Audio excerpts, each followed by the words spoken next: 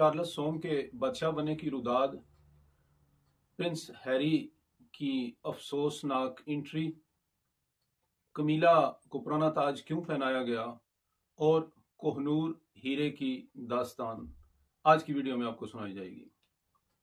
देखने सुनने और चाहने वालों को इम्तियाज गुलानवी की तरफ से अस्सलाम वालेकुम। आप देख रहे हैं अपना प्यारा और पसंदीदा चैनल यूके स्टार टीवी।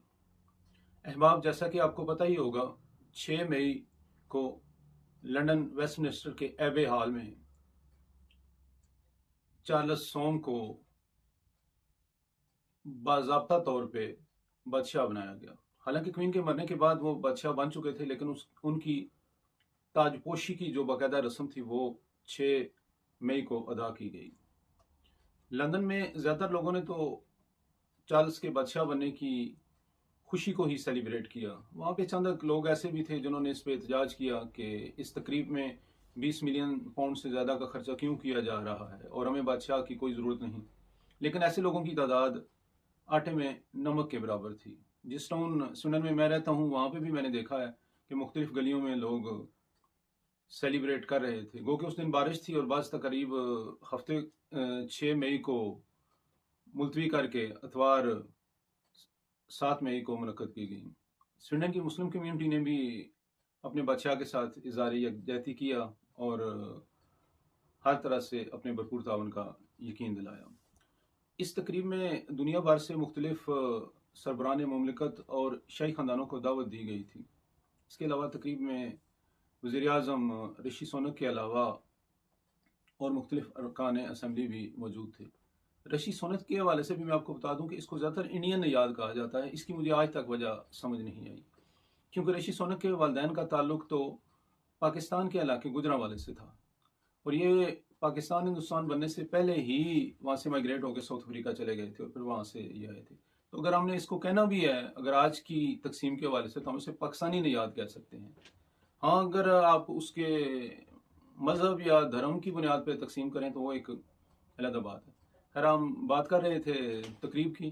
तकरीब हर लिहाज से बड़ी शानदार और बेहतरीन थी, जिसमें हर चीज़ जो है ना वो देखने वालों को मज़ा कर रही थी। मैंने भी अपने बच्चों अब्दुल अदल के साथ बैठ के देखा तो बड़ा मज़ा आया। लेकिन एक चीज़ थी जिसने मुझे तकलीफ़ दी, वो ये थी कि प्रिंस जो भी किंग बन गए चार्ल्स, उनका सका बेटा हैरी आम आदमियों में बैठा हुआ था।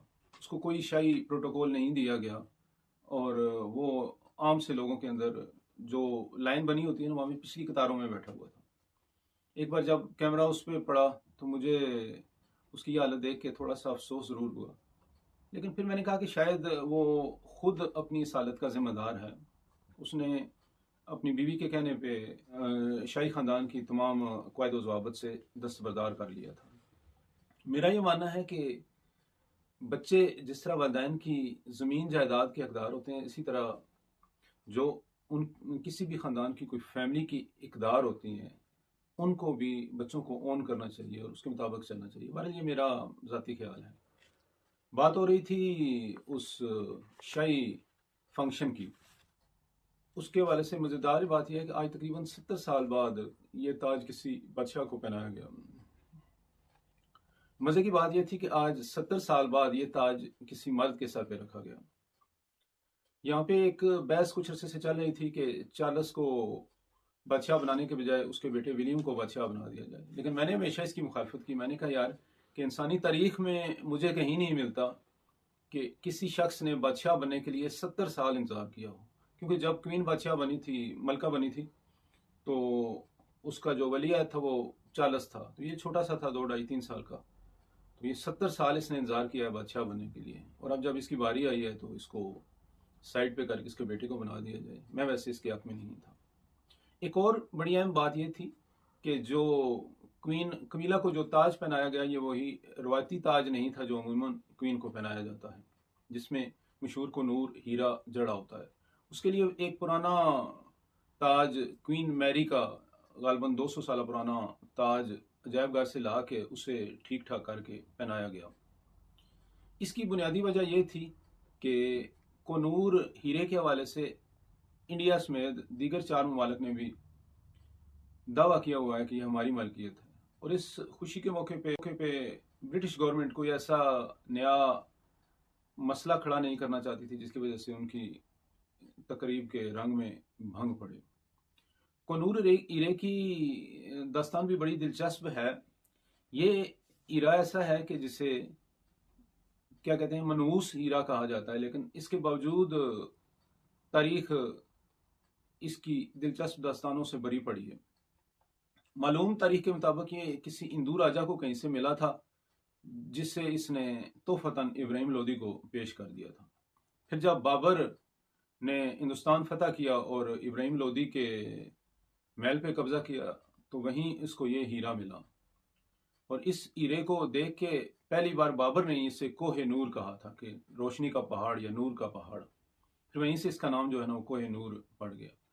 پھر جب تک مغل پاور میں رہے یہ کوہ نور انہی کے پاس رہا۔ پھر جب نادر شاہ درانی مغلوں کے آخری دور میں ہندوستان پہ حملہ آور ہوا تو وہ یہ ہیرا اپنے ساتھ لے گیا۔ ہیرا لے جانے کی داستان بھی بڑی مزیدار ہے کہ اس وقت کے بادشاہ شاہ محمد کو پتا تھا کہ نادر شاہ درانی جو ہے یہ ہیرا لینا چاہتا ہے، تو کسی بندے نے اسے یہ کہا کہ آپ ایسا کرو کہ اپنی پگڑی میں یہ ہیرا چھپا لو، کیونکہ پگڑی اتروانا بڑی بےزتی کی بات سمجھی جاتی ہے۔ تو ہر جگہ سے تلاشی لی جا سکتی ہے لیکن آپ کی پگڑی نہیں اتاری جائے گی۔ تو بادشاہ نے ایسے ہی کیا کہ اپنی پگڑی میں اس ہیرے کو چھپا لیا۔ مخبروں نے نادر شاہ درانی کو بھی بتا دیا کہ یہ ہیرا کہاں پہ چھپا ہوا ہے۔ بڑے محل میں نادر شاہ نے بہت زیادہ تعریف کی اپنے میزبان کی، مغل بادشاہ کی، اور پھر محبت سے اٹھ کے اسے گلے لگایا اور کہنے لگا جی کہ آج سے ہم بھائی بھائی ہیں۔ اور افغانوں کی یہ روایت ہے کہ جب بھی کسی سے بھائی بنتے ہیں تو اپنی پگڑیاں آپس میں چینج کر لیتے ہیں تاکہ ہم دونوں ایک دوسرے کی عزت کے محافظ بن جائیں۔ تو بڑے بازار میں، بڑے دربار میں اس نے اپنی چالاکی سے یہ ہیرا لے لیا۔ پھر نادر شاہ کے ساتھ ہی یہ ہیرا افغانستان چلا گیا۔ وقت گزرا تو جب نادر شاہ کی حکومت تھوڑی کمزور ہوئی تو اس کے پوتے کو، جس کا نام شجاع تھا، جان بچا کے دوبارہ ہندوستان کی طرف آنا پڑا۔ وہ آتے ہوئے ہیرا اپنے ساتھ لے آیا اور یہاں پہ رنجیت سنگھ کی حکومت تھی، اس کے پاس یہ پناہ گزین کے طور پہ ٹھہر گیا۔ رنجیت سنگھ کو جب یہ پتہ چلا کہ شجاع کے پاس ہیرا ہے تو یہ اس سے ملنے کے لیے گیا۔ تو ادھر ادھر کی باتوں کے بعد اس نے شجاع سے یہ کہا کہ یہ ہیرا آپ مجھے فروخت کر دو۔ مخبروں نے بھی شجاع کو یہی بتایا کہ اگر تمہیں اپنی زندگی چاہیے تو یہ ہیرا اس کو دے دو، ورنہ اس کے بغیر آپ کا گزارا مشکل ہے۔ شجاع رنجیت سنگھ کے دربار میں پیش ہوا اور ہیرا رنجیت سنگھ کو پیش کیا۔ تو رنجیت سنگھ نے کہا کہ میں ہیرا ایسے نہیں لوں گا، میں اس کو خریدنا چاہتا ہوں، اور اگر تمہیں اس کی قیمت پتہ ہے تو مجھے بتا دو۔ شجاع نے ایک آہ بھری اور بڑی تاریخی بات کی۔ اس نے کہا کہ اس ہیرے کی قیمت طاقت ہے، جس کے پاس یہ طاقت ہوگی ہیرا اسی کے پاس ہوگا۔ جب بابر کے پاس طاقت تھی تو اس نے لودھی خاندان سے لے لیا، جب میرے دادا کے پاس طاقت تھی تو اس نے مغلوں سے لے لیا۔ آج طاقت تمہارے پاس ہے، تم اس سے لے لو۔ کل اگر کسی اور بندے کے پاس تم سے زیادہ طاقت ہوگی تو وہ تم سے یہ ہیرا لے لے گا۔ اور ایسا ہی ہوا کہ رنجیت سنگھ کے پوتے سے انگریزوں نے یہ ہیرا لے لیا، لیکن انگریزوں نے بڑا وہ کیا کہتے ہیں پکا کام کیا کہ رنجیت سنگھ کے پوتے کو یہ پڑھائی کے لیے انگلستان لے آئے، اور پھر رنجیت سنگھ کے پوتے نے اس وقت کی کوئین کو تحفتاً یہ ہیرا پیش کیا اور ساتھ ایک تحریر بھی سند کے طور پہ لکھ کے دی کہ میں یہ ہیرا اپنی مرضی اور اپنی خواہش سے کوئین کو دے رہا ہوں۔ اور اسی تحریر کی وجہ سے آج تک یہ ہیرا انگلستان کے پاس ہے، اور انگلستان پاکستان، انڈیا، ایران، افغانستان میں سے کسی کا بھی یہ دعویٰ ماننے کے لیے تیار نہیں ہے۔ بات کہاں سے شروع ہوئی تھی اور کہاں چلی گئی؟ اصل یہ چیزیں ایسی ہوتی ہیں کہ جو بڑی خوبصورت بات ہے کہ دنیا کا مال ہے، دنیا میں ہی رہ جاتا ہے۔ انسان اپنے اعمال کے ساتھ اگلے جان میں چلا جاتا ہے۔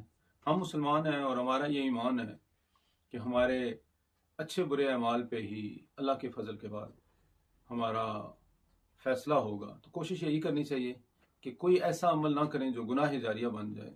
اللہ تعالیٰ ایسے عمل کرنے کی توفیق عطا فرمائے جو صدقہ جاریہ ہیں. اللہ تعالیٰ میرے اور آپ کے حال پہ رحم فرمائے اور ہمارے لیے آسانیاں پیدا کرے. اپنا بہت زیادہ خیال رکھیے گا. ویڈیو روٹین سے تھوڑی لمبی ہو گئی ہے. بہرحال انشاءاللہ کسی اور ویڈیو میں آپ سے ملاقات ہوگی. السلام علیکم.